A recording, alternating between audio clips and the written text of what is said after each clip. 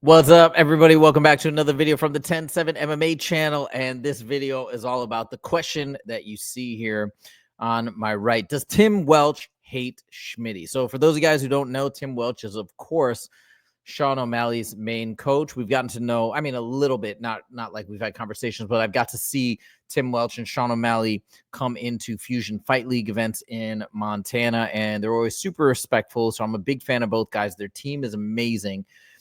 We've talked to and seen a number of their teammates fight for Fusion Fight League, and they all just speak so highly of the tutelage that they get from both Tim Welch and Suga Sean. But anyways, that is Tim Welch. Now, you guys may or may not have heard of Schmitty. Schmitty is one of Sean O'Malley's best friends. Now, just to give you a little bit of background into the history of who Schmitty is, Schmitty is a friend of Suga Sean. I believe they met while playing video games. I think they were both gaming together, and they actually had met virtually. That's my recollection of the story. But either way, Schmitty is one of Suga Sean's best friends. I think all three of them are very close. But in particular, and you'll see this here, it's like I think Suga Sean has a very tight friendship with Schmitty, and I wonder if it's the same dynamic with Tim Welch and Schmitty. And the reason why I wanted this is just from a lot of the body language in a video that was released right after Sean lost to Merab last weekend. And by the way, before we get into this, I want to give a ton of credit to Sean O'Malley and Tim Welch for getting right back out there yesterday on June 10th, just a few days after suffering that big loss. Sean O'Malley practicing what he preaches, having a positive mentality, just accepting what has happened. He even said in this video, I'm not sitting here, why did this happen? I am accepting that it happened, and this is exactly what was supposed to happen in my life, in my journey. And I love that because I feel the same way about life in general. And I do think it's super important to show gratitude in all these moments. And he does that throughout the episode, showing all the things that he's grateful for, despite having this loss, despite maybe having a bleak outlook, at least in the near term, for getting back to a title shot. So I just wanted to say that I think Sean O'Malley and Tim Welch are such legends for putting out this show and continuing to spread this positivity. Okay, now we're going to get into the meat of this story having to do with Schmitty. Now, if you do know who Schmitty is, he was probably brought to your attention from an outburst that he had following the last fight against Merab, where Sean did lose, of course, to Merab. And then days following this loss, when Sean O'Malley is having to deal with like this terrible loss where he was on a tear and whatnot, he has to deal with this outburst from Schmitty, who's purportedly one of his best friends. So this is just the background where Schmitty comes into the equation, where a lot of fans got to know him. So check this out. This is literally right after he lost to Merab, dealing with this terrible, terrible loss, and then has to deal with this on top of that. Check this out. All I'm trying to say was there was moments where someone could have said, Sono could have said, Schmitty, we're going to be at the room here. I'll come down and get you. Now, so what he's talking about is right after the fight, apparently there was an after party that they went to, because I think Sean's even talked about this. He said, hey, like, yeah, we lost, but I was still like, I have so many friends in town, people in town. We're still going to do the after party. So they go to the after party, and apparently somehow Schmitty wasn't invited, or felt like he wasn't invited, I guess. Nobody remembered to reach out to him. And I kind of understand that. I understand from his perspective, there's boys, and he was hoping maybe that they were thinking of him. But obviously I think Sean and Tim Welch are simultaneously perplexed by his reaction, because they're like, dude, we just lost on the global stage on this massive fight. We just lost. We're dealing with that. We're out doing our thing, and you want us to think of you. And like, obviously, also, you're a boy. Of course, you're invited to the after party. What's going on? So this is Schmitty having this sort of like outburst in front of everybody on their podcast in front of the entire world. And you could just, and like, look how like caring and thoughtful Sean is. He's a superstar, megastar, world famous, and his boy's having a meltdown when he should just be comforting Sean and be having his back after this like horrendous outcome. And yet Sean is being compassionate and kind enough to his boy Schmitty and trying to hear him out and really make him feel heard. So it's just, the whole thing is crazy. You got to give Sean tons of credit here. But again, listen to this outburst. One fucking thought was made about me, and I fucking made the press conference fucking massive. I fucking went to Merab and Aljo to their face and backed up my shit talk, and I said, fuck you to their face. I could, and their Georgians followed me back to the fucking hotel. I could have got my ass beat. I told you and Bebo. Multiple times I told you and Bebo. Bebo ghost everybody. Let me ask you this, Schmidt. So in your mind, I'm waiting. No, I'm waiting for a message. I know. In your mind, you think we don't want Schmitty at the after party. Obviously, and you know how hard it was. Why would we? I'm sitting in my room sad because you lost, and then I'm sitting there and I'm going, I don't know what everyone's doing, and you're not gonna send a text. And there's the group sluts. The group sluts are there. They're not part of it. Okay, so that's the little clip right there, and again, that's his whole point. Is like, why didn't you text us? Look, I can somewhat understand. I'm trying not to be like overly biased here towards Sean and Tim, because I feel like their perspective is 100% the correct one, but I can kind of understand where Schmitty's coming from. Maybe he has a complex of feeling like he's forgotten or left out. Maybe it was building up and it climaxed at this particular event for this particular after party. I don't know the whole backstory, but again, he's going on this whole rant right after he's had this loss, and that's immediately what Sean's saying. He's like, and if you listen to the podcast more in depth, he basically is like, look, dude, I didn't talk to my mom. I didn't talk to my dad. I didn't talk to my brothers. I didn't talk to anybody unless they reached out to me. And if they reached out to me and said they wanted to come, we obviously got them in. So he's like, all you needed to do was text us. Anyways, so this is where I think some of this story begins. Now, what was the relationship like with Tim and Schmitty prior to this? I have no idea. What's it like now? Maybe they are all amazing, great friends, but I can imagine, because in my business, I'm a mentor and an academic coach to a lot of students. And so I can get Tim Welch's perspective. And if he's coaching Sean, his everything is trying to make sure Sean feels fully prepared, is ready to go, mentally in the right place. And somebody's doing this to your fighter, to your guy, to the person who you're taking on that responsibility to make sure they're prepared and mentally composed. If there's somebody in the mix that is compromising that and is making it all about him when it obviously shouldn't be, I would feel a certain way about that. So if I'm interpreting Tim's reactions correctly and his body language correctly, that he is aggravated with Schmitty, I can understand 100% why. Okay, now we move on to the next clip right here, right? This is where MMA Guru comes on the show right after Schmitty has his meltdown. I think Guru posted some stuff and Schmitty got a lot of crap online. But so anyways, they invited MMA Guru on to talk about this whole debacle. And I think MMA Guru really gives a lot of great context. Not to mention, another thing to look out for is look at Tim Welch's reactions as Guru kind of gives Schmitty some crap. Tim Welch, a lot of times on this podcast, is very stoic. You rarely ever see him crack a full smile, and he cracks one full on here. And I think that is a good implication that he's 100% agreeing with MMA Guru, with what MMA Guru has to say. So check this out. Oops, went too far. Here we go. Thanks. Well, that's my consensus opinion. I think if they're your boys, you know you're invited. So it does with a bit of insecurity. And you can see Tim Welch, right, nodding in agreement emphatically. Schmidt. Yeah, I'll tell you that much. Oh, I know. And then you lashed out on O'Malley, and I'm thinking, dude, O'Malley just lost his fucking belt. Shut up, dude. I know. Hey, and you know what's horrible now is like, damn, not only did Sean just lose his belt, now this is the topic we're talking about. It's a real shitty thing, Mr. Guru. And you did that and put more people on me. Okay, so anyways, again, you saw Tim burst out with that big smile. Now as we go on to the next several clips, you're never going to see Tim crack a big smile, is my point, even when jokes are being made. But now, again, I show you this to give you context as to maybe why Tim Welch feels a certain way about Schmitty. It seems, I'm sure Sean O'Malley is a super loyal guy, and he seems to really value Schmitty's friendship and loves Schmitty. I can see Tim on the other side, maybe not like disliking Schmitty per se, but being protective of Sean in general, and maybe feeling as though Schmitty in certain cases can compromise that. This is just, again, my speculative thoughts as to why Tim is reacting and responding in these particular ways as Schmitty goes on the pod and chimes in certain spots. So I picked out a couple different instances where I feel like you can see this interaction between the two, nonverbal, of course, but that's where I'm sensing some of this tension. Again,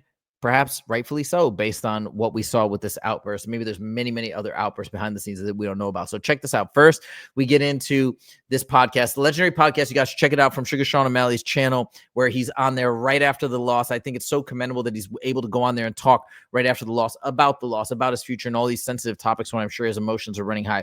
But here's the first clip where They're talking about who to fight next.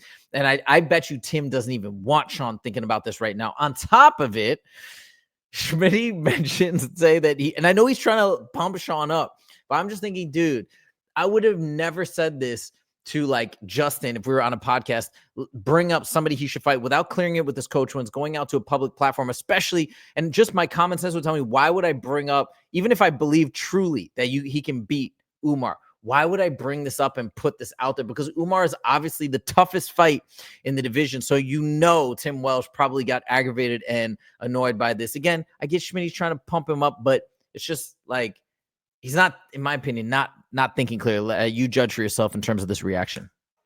Rounds too.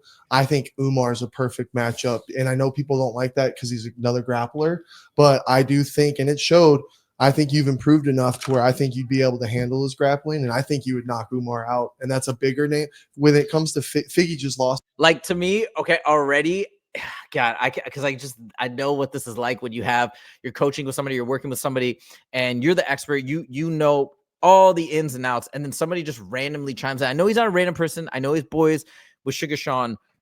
I have to believe that Tim Welch disagrees with this take. Or if he gets offered the fight, I'm not saying they would shy away from it, but I don't think this is what he's imagining for the best next option. I think a lot of people would generally tend to agree he probably wants some fight that is very winnable for Sugar Sean to just get him back in the flow and then maybe fight Umar or something like that down the line. But anyways, I don't know. Schmitty is just going to town trying to get him to fight the toughest dude in the division. Lost his last fight too. I wonder if Corey just beat him. And so Umar lost his last fight. Between those two, I'd rather you get the win over a Nurmagomedov name like that. And I totally think you would starch Umar. Yeah, I mean, Umar's fucking super. Everybody in the top 10, top 15 is so skilled. I think he is ranked 6. Yeah. What's Umar? I'm not ranked 6. Umar is ranked 3. No, I think it's you nice. want I don't even. It's nice to not think about a fight right now because I do want to just chill for a few weeks, and it's way better to not have like, okay, this is who. I don't even if UFC said, hey, I think we know what we're gonna do. Like, I don't even want to know right now. Just let me chill for 5. But Lil Wayne. Again, I'm just interpreting from the expression on his face. Now, maybe he's just like not even paying attention. I don't know. But my logical brain tells me obviously he's going to be aggravated. Like, I just don't even know. And I get it. You're maybe in Schmitty's mind. He's like, no, dude, I believe Sean can beat anybody. I'm trying to pump him up and let him know. Yeah, you can even beat Umar. I think for sure you starch him, but he's kind of, it's just, I feel like not a very intelligent comment to be making, especially at this time. Tim Welch seems annoyed. Again, I don't know if he actually hates him. I'm sure they're actually all boys and all friends, but I think he's aggravated. I think he's annoyed here. Okay, let's move on to the next clip. Next, they're talking about how good their team is. I know how good their team is. Their team comes together as a unit down in Montana for Fusion Fight League events. Their entire team is amazing. All their up-and-coming fighters are incredible. They always perform super well. It's always very dangerous when you take on a fighter from Red Hawk Academy. That's Tim Welch's academy. And I've just seen it firsthand. They're always the toughest competitors, and they all have amazing training. Makes sense why. But again, now this is another clip where Tim is talking about the strength of the team, and Schmitty kind of makes, well, I'll let you watch. Check this out, and you can see Tim's face. I think he gets, once again, annoyed. We have the best fucking team around us because it's like a lot of these coaches you never know, and then a lot of these coaches they're broke asses, so they need money, so you don't know what they're there for, and they have issues. Like all our coaching staff have their own businesses. Yeah. They're smart, mature dudes that have been our mentors for so long. Yeah. It's like the best fight team. Yeah, no fight week can't complain there. New Jersey was cool, man. What you show that because those coaches that have those problems, because there's so many problems that our coaches have, but it's how they handle them that allowed them to stay so positive and keep being positive. You know what I mean? Because you preach that kind of stuff all the time. If you don't have a coach that is not sitting there handling his own problems right, I can imagine that would just fucking spiral. Yeah. Fight games to fight games. Trying to say that I guess their team has issues as well, and they should show it and show how they bounce. I don't know. I think that again, my interpretation is like, why are you even bringing it up? The issues that we may or may not have. He's just trying to big up the team. And what do you mean show it? I just think it's like it's just objectively a terrible idea. Or if it is a good idea, something to talk about off camera and not throw it out there on. I think that it feels like Sean just loves Schmitty unconditionally, like they're brothers. And these types of things maybe don't aggravate him as much, even though he might be feeling, why are you saying this type of stuff on camera? Whereas maybe Tim Welch is tight with him, but maybe he doesn't have those same feelings because he looks aggravated. Am I crazy here to say that? I mean, here, once again, watch. Just look at this expression. Hold on, let's see if I can fast forward. Donald fucking Trump and his beautiful daughter. Oh, I went too far. Hold on. Trump joke. All right. Anyways, we'll keep going. But to me, that was a look of aggravation, and it would also make sense that he's aggravated because, again, I totally get where he's coming from. All right, next we go to this little Trump joke. I don't know. Just look at Tim's expression after Schmitty makes this joke. It was like kind of funny, no laugh, and to me, I feel like that's a sign of annoyance. Once again, let me know what you think here. It's just Donald fucking Trump and his beautiful daughter. I bumped into Trump. He said he didn't even want to take those photos with Merab and that he couldn't wait to see back. He said that. He said that. It just okay. I cut it off a little too early, but it's just such a courtesy laugh. Again, I don't know. That's what it reads like to me. That he's just aggravated, doesn't find his stuff funny. Maybe because he's being protective over Sean, which if so, I would totally understand why. All right, the next one is when they're talking about the properties that these guys have both bought. They bought lots next to each other. They're building like a barn dojo. They're building all these different, like, they're going to have animals and fruit trees and cool stuff like that. And Schmitty chimes in with a response, and Tim Welch responds. I don't know. It looks like, once again, he's annoyed, shuts down Schmitty's ideas. Also, too, is like, I don't know why Schmitty's even chiming in on this because it's their anyways, maybe that he's been part of the discussion before. I have no idea, but listen to this little clip here. I can't wait. The barn dough is fucking damn near up. They're gonna start the AC and plumbing and all that kind of stuff here real soon. Inspections got to pass, and that's gonna be up and moving. You guys gotta do something really nice and cool in between your yards. Oh, buddy, we're fucking. That'd be sweet. What if it's just beautiful land and fruit trees and animals? That's it. You can do that, but let's get it. We gotta wait. We're waiting for Mariah to build up a pad for her horses. Look at this look right here. He's angry. I swear he's annoyed. He's like, dude, what are you talking about? Okay, here, keep watching. Okay. So we're waiting. It's not that we're not gonna do something. We're just waiting for something. Yeah, it's but building on to the properties. I swear that just really rubbed him wrong. But like, can we blame him? I wouldn't blame if this is my property and I'm building something and somebody's chiming in about what I should include or not, and maybe I've already told him, yo, I just want to keep it clean and simple, and he's bringing it up. Yeah, I'd be annoyed too, so I understand that. Anyways, I just thought that was a funny clip. There's a lot of clips in here that I haven't included, by the way, because they weren't as clear cut as these ones, in my opinion. All right, and I think this might be one of the last one. All right, so this is where Suga is talking about what happens after you make weight, how you it's easy to develop an eating disorder because now there's no limitations, where before, during the weight cut, there's so many limitations. So you just want to keep eating and eating even when your stomach's hurting. Now, this one's a little bit more subtle because I think the attention eventually goes to Schmitty, and you can tell he's a little bit overweight, and maybe this has been an ongoing issue that he's talked with Suga about, and he's talked with Tim about. Suga, again, is like so empathetic and so kind, and he's probably told him this a million times. He's taken the advice and he's blown back up and not really followed it. And I understand that because sometimes friends of mine, we talk about getting in shape and whatnot, and I understand wanting to help people, but I also understand when people are just like not taking they're asking for help and then they're not following it. It's annoying. But Sean seems to have such a relationship that it doesn't annoy him. He's going to keep trying to help Schmitty. And this is what I'm interpreting is Tim is just like, he doesn't have that same level of compassion or empathy at this point. He's over it, and he's just completely silent and stoic. So it's a little bit of subtle annoyance, I think, from that perspective. But you guys be the judge. Check this out. You just, like, you see Patty at that example. It's like, you just can't quit eating sometimes. You're full, but you're allowed. You don't have to make weight you don't have a date to make weight. I'm lucky I don't balloon up and get fat. But I was like, holy fuck, my tummy was hurting this day. That's why it's hard for me, for a guy like me, because when I can be like, oh, I'm sad. Oh, yeah. And that's how a lot of people handle sadness, man. That food comfort. Yeah. So, Lack of discipline. yep.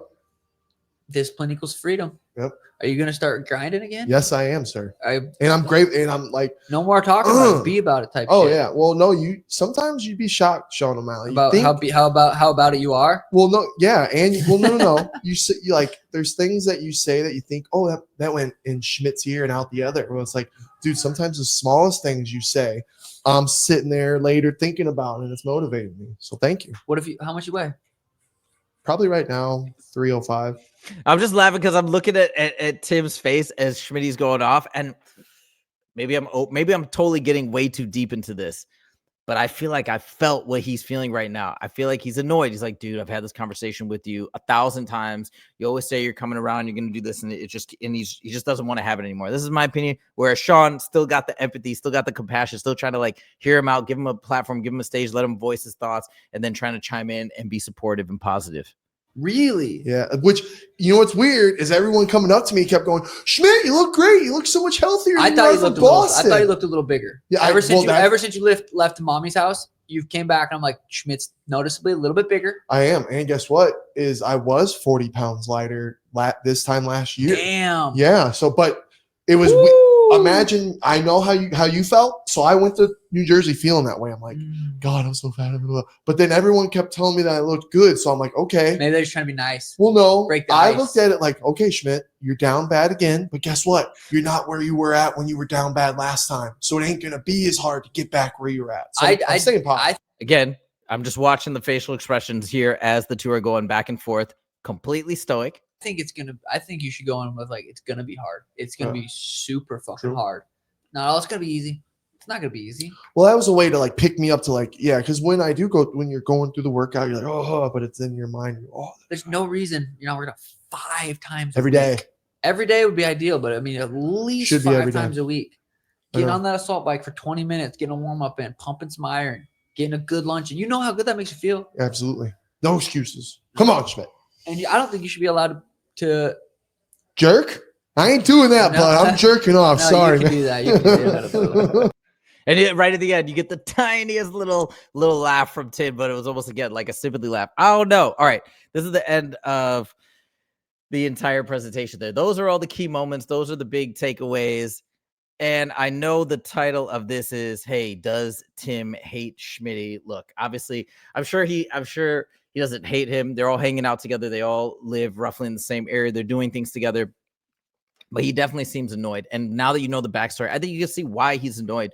Again, if you've ever coached somebody or mentored somebody, at least from my vantage point, from my perspective, man, when things don't go right, you feel like everything is your fault. I could have done this. I could have showed him that. You don't think about them being like, all right, now I've given them everything and I've set them free and whatever happens. It's like, you don't think like that. It's like, you got to get the outcome. They have to get the outcome that you have trained them for. And if they don't, it's all your fault. It has nothing to do with them. And so I think it's a great mentality to have as a coach, as a mentor. And I'm sure Tim is taking that loss and taking Sugar Sean's career very, very, very personally and very seriously. And so anybody that's going to disrupt that zen and throw things off, he's going to be extremely protective. I think that's what all of this comes down to. Or maybe I'm making much ado about nothing. Maybe that's just Tim's normal facial expressions. But I just thought it was interesting because I remember when Schmitty had that whole outburst, and then anyways, fast forward, I couldn't wait till this episode dropped in terms of listening to Sean's thoughts and feelings. I had no idea Schmitty was going to show up, but I guess as an homage to the last time he fought Merab, they had him on. I noticed this dynamic. Just thought I'd point it out. Anyways, that's all I wanted to talk about in this video. Let me know what you guys think. Do you guys also agree? Was there some nonverbal tension between Tim and Schmitty? Do you think I'm reading this right? Do you think I'm way off? Maybe Tim is just low energy after having a crazy, crazy weekend. Leave your thoughts in the comments and hit that like button if you did like it. Thank you guys so much for joining. We'll see you in the next video. Take it easy.